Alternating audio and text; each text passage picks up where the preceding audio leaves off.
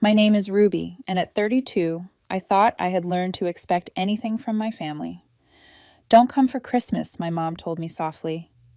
We'll just act like we don't know you, my brother chimed in. I didn't argue, but when his girlfriend spotted my picture at the gathering, she dumped him right there because she knew exactly who I was. If you've ever felt let down by the people who were supposed to be your strongest supporters, tell me where you're watching from. I had been quietly excited for the holiday, not in some over-the-top way, no countdown on my phone, but I'd cleared my schedule, stocked up on the ingredients for that rosemary stuffing they request every year, yet never remember I'm the one who makes. I even picked out gifts for everyone, including my brother, who once declared gift cards were soulless before giving me 3 Christmases in a row. I treated myself to a new sweater too, a plain forest green one, festive but not flashy. My bag was packed and waiting by the door. I was all set. So when my phone lit up 3 days before Christmas with my brother's name, I figured he was calling to sort out carpooling or ask me to bring napkins. Something simple. If only. Hey, he began, using that fake casual tone he saves for moments when he's about to deliver bad news, but wants credit for sounding polite. So, Sienna's coming to Christmas, right? Tina, his latest girlfriend, a photographer slash ceramist slash whatever in Soho. I'd only ever seen her tagged in one family photo, and even then she seemed to glow in better lighting than the rest of us. She's really into energy, he explained, like the atmosphere of a room matters a lot to her. I kept quiet. And with your job, it's kind of heavy sometimes. There it was, heavy, not you're a dedicated doctor who gives elderly patients dignity when others give up, but heavy, like I was a damp towel messing up his Instagram-worthy vibe. I just think for her sake, he went on, it might be better if you skipped this year. It's not personal, which is always code for, it's completely personal. We just don't want to hear you complain about it. I think I muttered, okay, though I barely recall. My ears were buzzing. An hour later, my mom called, because of course she did. That's how this dance goes. Sweetheart, she started, gentle as ever, though she was about to drop a grenade in my lap. We just want to make things easy for everyone. You know how sensitive she is, and Dorian's really giving this one a chance. This one, like she was a stray dog he was hoping wouldn't ruin the carpet. If you showed up, it might cause confusion, she said. Honestly, we probably wouldn't even open the door, just so everyone could stay comfortable. Right. Because my presence would destroy the comfort of people who already didn't want me included. I didn't scream, didn't ask how they could say that. I simply replied, okay, and hung up. Then I sat down on the couch, stared at the blinking cursor on my laptop screen, and opened my banking app instead. Mortgage payment, canceled. Car loan top-up, canceled. Home maintenance, slush fund, frozen. The plumbing leak I paid for last fall? Suddenly not my problem. The car battery I replaced last spring? Good luck next time it stalls. They wouldn't feel it right away. That's the thing about being silently useful. No one notices until the silence costs them something. And I was done being useful. I didn't post about it, didn't text anyone. I just turned off the tree lights in my apartment, packed away the gifts I had wrapped, and went to bed early, alone, on Christmas Eve. I thought that would be the worst part. Then the call came. It was the day after Christmas, mid-morning. I was in leggings and an oversized hoodie, eating a piece of cold toast and trying to convince myself I was fine. My mom's name flashed across the screen. I didn't pick up. She called again, then a text. Can you answer? You've done enough damage already. My stomach dropped. A few minutes later, my Aunt Sharon, the only relative who still sends birthday cards, called me. I answered. This time her voice was hushed, almost stunned. What happened yesterday? She asked. They're saying you ruined Christmas, but you weren't even there. I blinked. I ruined it? Something happened with Sienna, she said. She left early. There was yelling, and then your name came up. That's all she knew. No details, just enough to light a match in my brain. And suddenly I couldn't stop wondering, what did Sienna see? What did she hear? Why was I the one being blamed, again, for a disaster I hadn't even been invited to? I stared at my cold toast, and for the first time since that sweater went back on its hanger, I smiled. It's funny how family stories always sound like fairy tales when someone else tells them. Ask anyone in my family and they'll say Dorian was the golden boy. Brilliant, talented, sensitive. The miracle baby who came late after years of trying. I was the firstborn, the practice round. The quiet one who read too much and smiled too little. From the start, he could do no wrong. When he was 6 and drew on the living room wall with a permanent marker, it was expressive. When I broke a ceramic bowl trying to help set the table, it was clumsy, careless. You need to pay more attention. When he came home from school with a participation ribbon, it went on the fridge for a week. When I brought home a perfect report card, it went in a drawer. Once I left it on the kitchen table, hoping they'd ask about it. They didn't. They liked to tell people Dorian was artsy, that he had an eye for color, that he felt things deeply. I once found my sketchbook in the recycling bin under a stack of grocery ads. They said they thought it was scrap paper. I got straight into medical school. No gap year, no second tries. I remember walking into the dining room with my acceptance letter. My mom said, "Wow, that's intense. You'll have to be really careful not to get burned out." Meanwhile, Dorian switched majors 3 times and ended up dropping out halfway through his 3rd year to pursue creative direction. He moved back home. They turned my old room into his studio. That year, they threw him a party, a life recentering party, with balloons. I wasn't invited. There's a photo that lives in a frame on my parents' hallway table. It's Dorian at age 23, holding a paintbrush and smiling like he just cured cancer.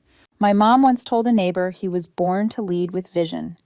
That same week, I published a paper in a medical journal about early intervention in memory loss. No one in my family mentioned it.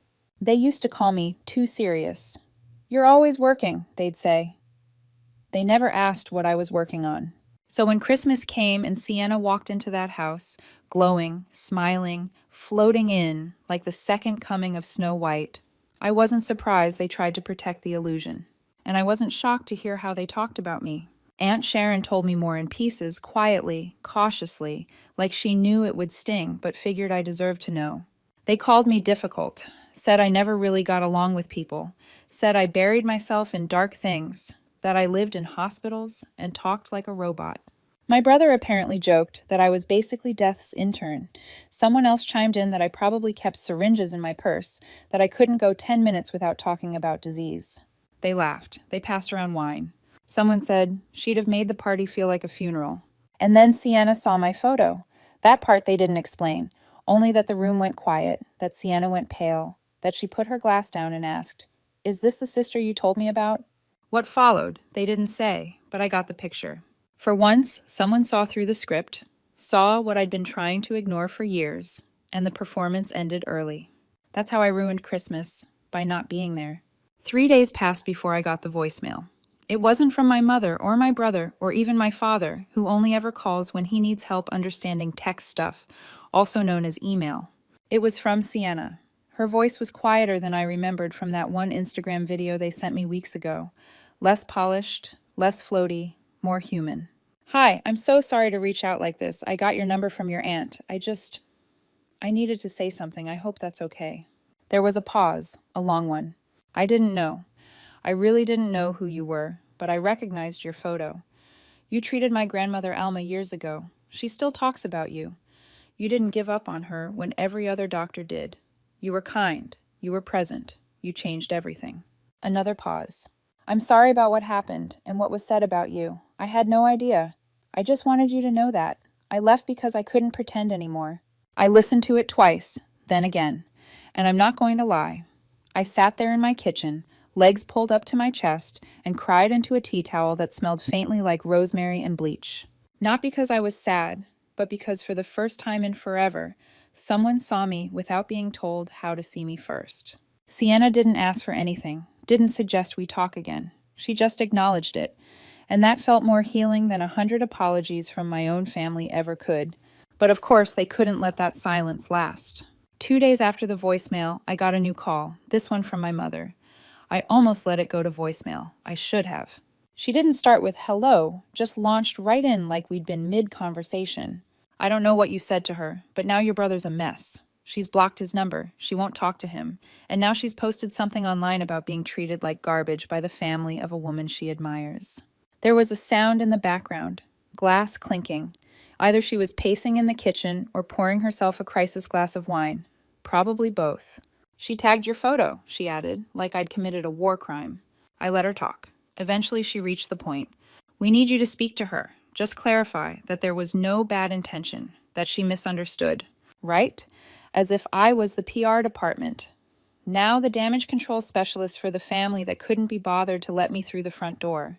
She's ruining your brother's future, my mom said, quieter now. His name is being dragged in those art circles she's part of, all that stuff in New York. He's being blacklisted. I almost laughed, not because it was funny, but because of the absurdity. They'd spent decades trying to make me invisible. Now the consequences of that invisibility had finally hit something they cared about, their image. I didn't respond, just said I'd think about it. I didn't think about it. I was too busy reading Sienna's post. It wasn't dramatic, it wasn't cruel, it was just honest. She wrote about the woman who saved her grandmother's life, about how she'd gone to Christmas expecting warmth and connection, and instead found a family who made jokes at that same woman's expense. A family who painted her as cold, clinical, hard to love. She didn't name me, but she didn't have to. Her words were calm but sharp, thoughtful but unforgiving. By the end, she wrote, some people hide cruelty behind polite smiles and holiday lights, but the moment I saw that photo, I remembered what real kindness looks like. And it wasn't anyone sitting at that table. It went viral in her circles. I saw the likes, the shares, the comments, and for once, none of them were saying I was difficult or depressing or heavy. They were saying I mattered. That same night, I got a text from my father. Just one line. You need to fix this. As if I was the one who broke it. I didn't respond. The next morning, I got another call, this time from Dorian.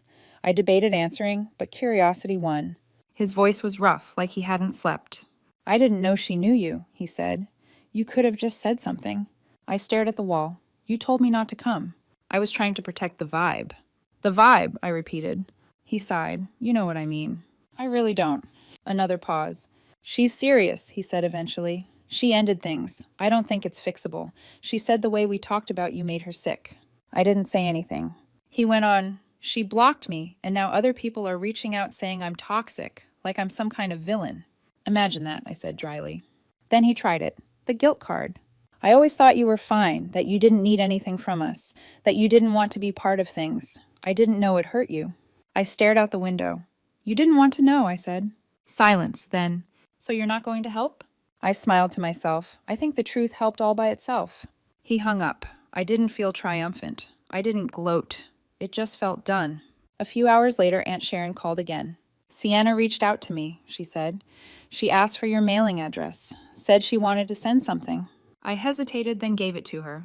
The letter arrived 3 days later, handwritten, thick paper, ink slightly smudged in places. Inside, she told me her grandmother still did yoga twice a week, still walked to the market, still told the story of the young doctor who looked her in the eye and said, "You're not done yet." She thanked me not just for saving her grandmother, but for showing her what real strength looked like. I kept that letter framed. I even hung it just beside my desk, where I do my end-of-day notes. And as I filed another patient update, I realized something for the first time in years. I didn't feel like I had to prove anything. Not to them, not to anyone. I didn't save a life for praise. I didn't cancel payments for revenge. I didn't ruin Christmas to make a point. But the truth had its own timing, and this time it showed up right on schedule. They say families come together in times of crisis. Mine came together to draft an email. It arrived 3 days after Sienna's letter. Subject line, "Let's reset things." It was signed by all three of them. My mom, my dad, and Dorian. A united front, like they were submitting a group project. The tone was what you'd expect from people who think apologies are a form of negotiation. They didn't actually say sorry. Not directly. Instead, they acknowledged that emotions had run high and regretted the way things may have been perceived. Which translated from emotionally avoidant to English means, we still think we're right, but we're worried about the fallout. The email went on to say that the whole Christmas situation had gotten out of hand, and perhaps everyone could benefit from a fresh start. They suggested a family brunch, neutral territory, open-hearted discussion. Also, and this was buried about 3 paragraphs down, they'd appreciate if I reached out to Sienna and asked her to delete her post, because apparently brunch was conditional on me restoring Dorian's reputation. I didn't respond. Not to that. not even with a sarcastic gif. I waited, because if there's one thing my family is terrible at, it's patience. And right on cue, the escalation arrived. First, it was my dad calling one of my colleagues, someone he'd met at a fundraiser once, and asking if he could put in a word about how I'd been acting a bit emotionally unstable lately. Yes, he tried to gaslight a hospital administrator into thinking his adult daughter was in need of supervision because his son got dumped. Thankfully, the administrator called me immediately, horrified, and apologized. So that bridge lit a match and walked away. Next came the group text to extended family, cherry-picked versions of events. No mention of me being excluded, no mention of what was said about me. Just a lot of, "She's tearing the family apart, and we're so worried about her mental state." It almost worked. I got 2 pity texts from cousins I hadn't spoken to in years. One even offered me a yoga retreat voucher, just in case you're going through something. The final move was the most desperate, a visit. I was home on a Sunday afternoon when I heard the knock. I peeked through the peephole and, of course, it was them, my parents and Dorian. I opened the door and leaned against the frame, arms crossed. "We just want to talk," my mom said. I let them in. Not because I wanted to, just because I needed to hear how low they'd go. They sat down like this was some kind of intervention. My father spoke first. "We raised you. We paid for everything growing up. You're only where you are because of our sacrifices." Ah, yes, the old investment argument. My mother followed up with, "We've made mistakes, but you've punished us enough. It's time to stop." And then Dorian, "You're the only one who can fix this. She'll listen to you." I let it hang for a moment. Then I stood and walked to my desk. I pulled open the drawer where I kept all the records, payments I'd made, repairs I'd covered, the mortgage support, the car fund, the time I loaned them $3,000 for that emergency dental surgery no one ever thanked me for. I spread the printouts across the table like I was presenting evidence before a jury. "You want to discuss who owes what?" I asked. "Because I can start adding interest if that helps." My dad's face flushed. "That's not the point here." "Of course it isn't," I replied, "because when I give, it's expected. But the moment I refuse, suddenly I'm the selfish one." My mother's voice cracked slightly. "We're family." "And you made it perfectly clear I wasn't welcome in it," I said. "You shut me out, mocked me, twisted the truth about me, and now that it looks bad from the outside, suddenly I count again." Dorian shot to his feet. "She still loves me. That's why she did this. It had nothing to do with you." I blinked, fighting the urge to laugh. Instead, I tilted my head. "You really believe she left you because she couldn't stay away from you?" I asked. "Not because you sat there while a room full of people ridiculed the doctor who saved her grandmother's life?" The silence that followed said it all. "That's right," I continued. "I know now. She told me herself, wrote me a letter. Funny thing, people remember who shows up when it matters." My mom dropped her gaze. My dad's jaw locked tight. Dorian lowered himself slowly back into the chair, finally sensing the performance was finished. "I'm not demanding anything," I said softly. "But I'm done giving. No more forgiveness, no more money, no more silence." They walked out without a single word. That was 2 months ago. Since then, Sharon told me Dorian ended up crashing at a friend's place. His freelance work dried up, and his name no longer carried the weight it once did. My parents listed the house, couldn't keep up with the mortgage. Now they're renting somewhere smaller, fewer guest rooms. I didn't cause any of that. They did. They built everything on favoritism, disrespect, and convenience. And when it collapsed, they scrambled for someone to blame. This time, I let it fall. That was the difference. Not long ago, I walked into my office and spotted a small package on my desk. No card inside, just a box of chocolates and a sticky note with a doodle of a sun. I knew exactly who had sent it, and for once, I let myself feel it. Peace. Not revenge, not vindication. Just the quiet comfort of realizing there's nothing left to prove. Maybe they'll apologize someday, maybe not. Either way, I don't need it. I've built a life they'll never understand, and it's a place they can't follow me. Not because I slammed the door shut, but because they never learned how to knock. It's been a year now.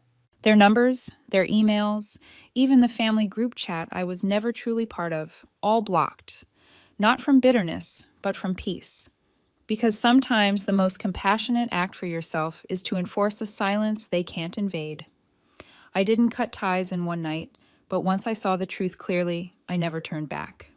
Have you ever had to walk away from someone, not in fury, but because they left you no other option? Share it in the comments. I'm listening. And if you connected with this story, don't forget to subscribe.